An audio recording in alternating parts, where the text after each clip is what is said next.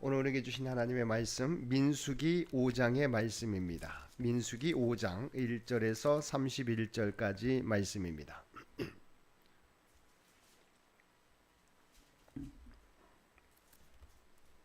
민수기 5장 1절에서 31절까지 말씀입니다. 우리 한 절씩 교독합니다. 여호와께서 모세에게 말씀하여 이르시되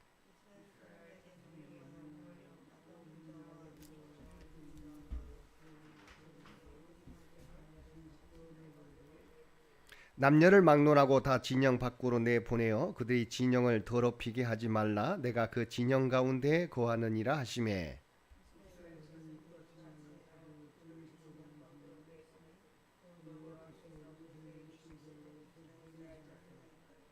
여호와께서 모세에게 말씀하여 이르시되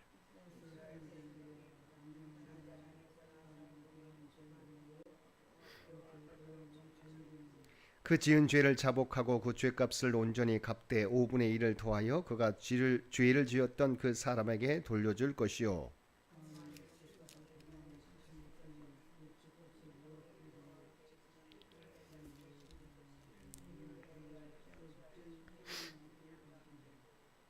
이스라엘 자손이 그 죄로 제사장에 가져오는 모든 성물은 그의 것이 될 것이라.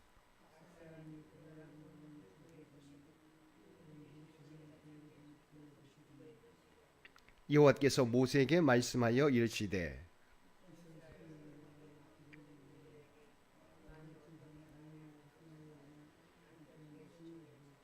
한 남자가 그 여자와 동침하였으나 그의 남편의 눈에 숨겨 드러나지 아니하였고 그 여자의 더러워진 일에 증인도 없고 그가 잡히지도 아니하였어도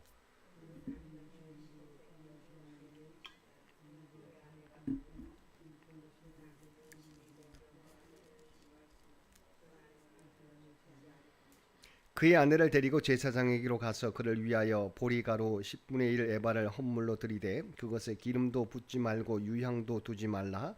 이는 의심의 소재요 죄악을 기억하게 하는 기억의 소재라. 토기에 거룩한 물을 담고 성막 바닥에 티끌을 취하여 물에 넣고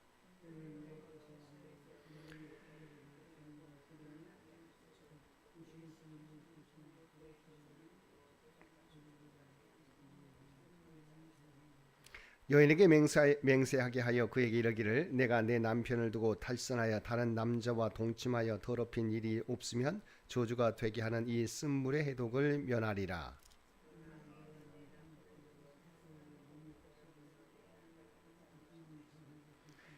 제사장이 그 여인에게 저주의 맹세를 하게 하고 그 여인에게 말할지니라. 여호와께서 내 넓적다리가 마르고 내 배가 부어서 내가 내 백성 중에 저주거리 맹세거리가 되게 하실지라.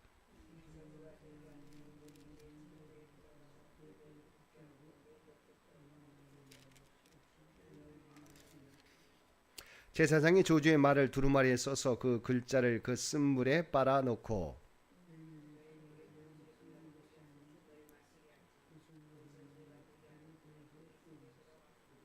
제사장이 먼저 그 여인의 손에서 의심의 소재물을 취하여 그 소재물을 여호와 앞에 흔들고 제단으로 가지고 가서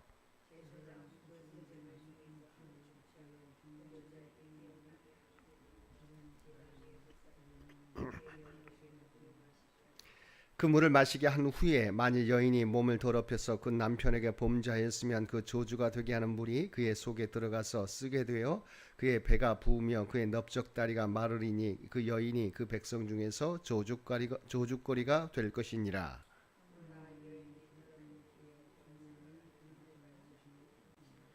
이는 의심의 법이니 아내가 그의 남편을 두고 탈선하여 더럽힌 때나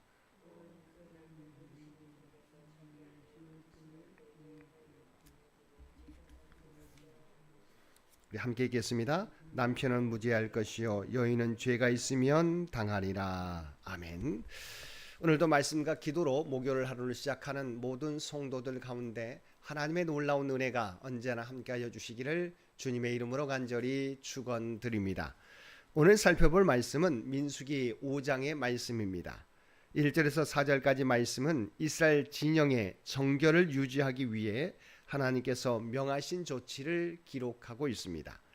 즉 하나님께서는 나병 환자와 유출증 환자를 비롯해서 죽음으로 부정하게 된 자 등 의식적으로 부정케 된 자를 다 이스라엘 진영 밖으로 내어 보내게 하신 것입니다. 그것은 거룩하신 하나님께서 계신 진영 안에는 부정한 자가 있을 수 없기 때문입니다. 이 말씀을 통해 본문이 말하고자 하는 것은 궁극적으로 하나님과 그의 백성과의 관계를 유지시키는 접촉점이 무엇인가 하는 것입니다. 그것은 바로 거룩이라는 것입니다. 즉 거룩하신 하나님과 같이 그의 백성도 거룩해야만 하나님과의 관계가 지속될 수 있다는 것입니다. 이런 점에서 본문은 오늘날 성도들이 하나님의 백성이라는 자신의 신분을 유지하고 하나님의 백성으로서 누릴 수 있는 축복을 얻기 위한 방법이 무엇인지를 말해주고 있습니다. 5절에서 10절까지 말씀은 이스라엘 진영 안에 단결과 일치를 깨뜨릴 수 있는 갈등의 요소를 사전에 방지하기 위한 일환의 하나로 재산상의 손해를 끼친 경우에 적용되는 손해배상법을 기록하고 있습니다. 구체적으로 살펴보면 다른 사람에게 재산상의 손해를 입힌 사람은 자신의 죄를 자복하고 손해를 입힌 재산의 5분의 1을 더하여 배상을 하고 속건제물로 흠없는 순양을 바쳐야 했습니다. 이때 만일 배상받을 주인이나 친족이 없을 경우에는 배상금을 하나님께 드려 제사장에게 돌려야 했습니다. 한편 이런 손해배상법을 통해 하나님께서 강조하시는 것은 배상의 기준이 아니라 하나님께서 진정으로 원하시는 것이 무엇인가 하는 것을 깨닫게 하시는 것입니다. 다시 말해 사람에게 행하는 죄도 궁극적으로는 하나님께 죄를 범하는 것임을 사람들로 깨닫게 하시고 그런 죄에 대해 철저하고 엄중하게 죄값을 치르게 하심으로 하나님께서 진정으로 원하시는 것은 하나님의 백성이 하나님을 섬기듯 서로를 섬기고 하나님 안에서 서로 사랑하며 함께하는 하나의 공동체를 이루며 살아가는 것임을 말씀하고자 하신 것입니다. 6절을 보면 사람에게 죄를 짓는 것은 곧 하나님께 죄를 짓는 것과 같다고 말씀하고 있습니다. 이 말씀을 좀 다른 방향에서 생각해 보면 또 하나의 중요한 교훈을 발견할 수 있습니다. 그것은 사람을 섬기는 것은 곧 하나님을 섬기는 것이며 하나님을 섬기는 것은 곧 사람을 섬기는 것이라는 사실입니다. 여기서 사람에게 죄를 짓는 것이 곧 하나님께 죄를 짓는 것이라는 말씀은 하나님께서 사람을 그만큼 중요하게 여기시고 사람들에게 바르게 행동하는 것을 원하신다는 것을 의미합니다. 그렇다면 당연히 섬김에 있어서도 하나님을 섬기는 것과 같은 자세로 사람을 섬기는 것을 원하실 것입니다. 바로 이것이 중요한데 성도로서의 올바른 삶은 하나님을 향한 섬김과 사람을 향한 섬김이 동시에 조화롭게 이루어지는 삶인 것입니다. 7절을 보면 사람들에게 죄를 지은 자는 그 지은 죄를 자복하라고 말씀하고 있습니다. 즉 죄를 지은 자는 하나님과 사람들 앞에서 자신이 지은 죄에 대하여 솔직히 고백하고 회개해야 한다는 것입니다. 죄에 대한 솔직한 고백과 회개는 성도들에게 있어서 가장 중요하고 반드시 필요한 것입니다. 왜냐하면 사람이란 원래 연약한 존재라서 끊임없이 죄의 유혹 앞에 넘어지기 때문입니다.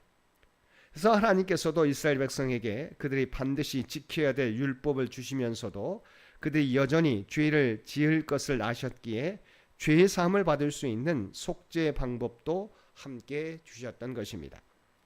그러므로 하나님께서 자기 백성에게 주신 가장 큰 은혜라면 물질적인 축복이 아니라 바로 회개를 통해 죄의 사함을 받을 길을 주신 것입니다. 11절에서 31절까지 말씀에서는 이스라엘 진영 내의 단결과 일치를 깨뜨릴 수도 있는 갈등의 요소를 사전에 방지하기 위한 일환의 하나로 가정 내 부부간의 불륜에 대한 의심을 해결할 수 있는 소위 의심의 법이라 불리는 율법에 대해 기록하고 있습니다. 의심의 법이란 남편이 아내의 간음을 의심하는 경우에 아내의 간음 여부를 가리는 판결법을 가리킵니다. 근데 일방적으로 남편이 아내를 의심할 경우에만 적용되는 이 의심의 법에 대해서 어떤 학자들은 가부장 제도화에서 발생하는 남성 중심 사상을 반영하고 있다고 주장하며 율법의 남녀 불평등 사상에 대한 증거로 삼고 제시하고 있습니다. 이것은 당시의 역사적 상황에 대한 불충분한 인식에서 비롯된 잘못된 해석입니다. 의심의 법은 오히려 오직 남편에 의해서 모든 것이 임의대로 판단되고 처분되던 당시 상황에서 공식적으로 여성의 결백을 호소하고 판결받을 수 있도록 했다는 점에서 여성에 대한 하나님의 파격적인 대우를 보여준다고 하겠습니다. 따라서 본문은 의심의 해소보다 부부 사이의 화해와 하나됨을 통한 공존의 원리를 제공하고 있다는 점에서 율법 중에서도 매우 독특하고도 중요한 위치를 차지하고 있습니다. 한편 의심의 법은 1차적으로는 부부간의 의심을 제거함으로써 가정을 화목케 하는데 그 목적이 있습니다. 그렇지만 더 나아가서는 사회의 가장 기본적인 단위인 가정의 화목을 도모함으로써 궁극적으로는 이스라엘 진영을 정상적으로 유지하는 데 그 목적이 있다고 하겠습니다.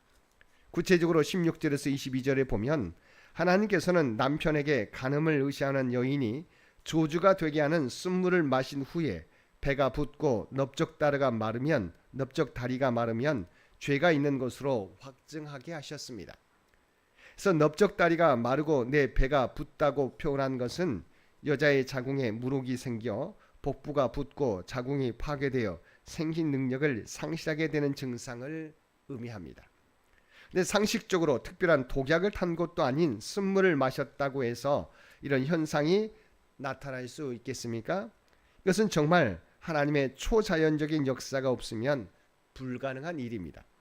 따라서 이러한 판결을 통해서 간음을 의심받는 모든 여인은 진짜로 간음죄를 범한 경우가 아닌 이상 모두 다 자신의 결백을 명백히 증명할 수 있었을 것입니다. 이와 같이 하나님께서 이런 의심의 법을 제정하신 진짜 이유는 간음한 여인을 처벌하기 위한 것이 아니라 아내에 대한 남편의 의심을 해소하기 위한 것이었습니다.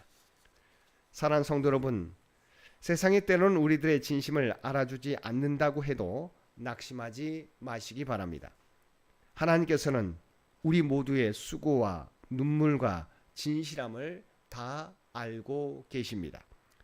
그러므로 믿음으로 인한 세상의 손가락질과 비난을 오히려 기뻐하며 우리의 진심을, 우리의 중심을 다 아시는 하나님만을 바라보며 그로 인해 기쁨과 소망을 누리고 믿음을 지키며 살아가는, 또한 하나님을 섬기듯 사람을 섬기며 살아가는 저와 여러분 모두가 되시기를 주님의 이름으로 간절히 축원드립니다. 함께 기도드리겠습니다. 사랑과 은혜가 충만하신 아버지 하나님, 하나님이 거룩하시기에 우리들도 하나님의 거룩함을 담게 하여 주옵소서.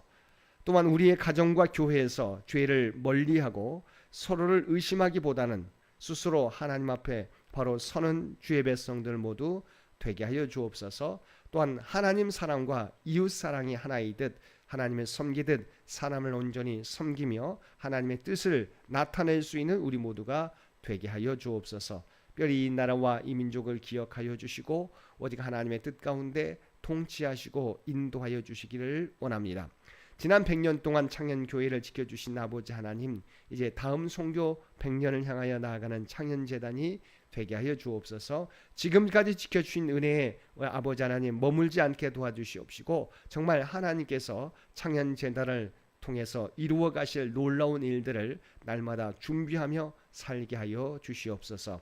육신의 연약함 가운데 있는 죄 백성들을 기억하여 주시고 오직 그의 중심에서 늘 하나님을 의지하며 예배드릴 수 있는 귀한 주의 백성들 되게 하여 주옵소서. 또한 그들 가운데 하나님의 놀라운 치유와 회복의 역사도 허락하여 주시고 하나님 나라 소망을 품고 살아가는 주의 백성들 모두 되게 하여 주옵소서. 우리 사랑하는 자녀 손들을 위해 기도드립니다. 믿음을 잃어버리지 않게 되기를 원합니다. 또한 그들이 하나님이 주신 꿈과 비전을 준비하며 나아가게 될 때 하나님의 지혜와 능력으로 함께해 주셔서 정말 그들이 바라고 준비하는 모든 것들이 하나하나 성취되어가는 놀라운 역사 허락하여 주시옵소서.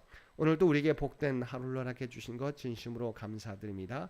날마다 주님과 동행하며 살아가는 우리 모두가 되게 하여 주옵소서. 또한 우리가 하나님의 구원받은 백성, 구별된 백성이라고 하는 정체성을 잃어버리지 않게 하여 주옵소서.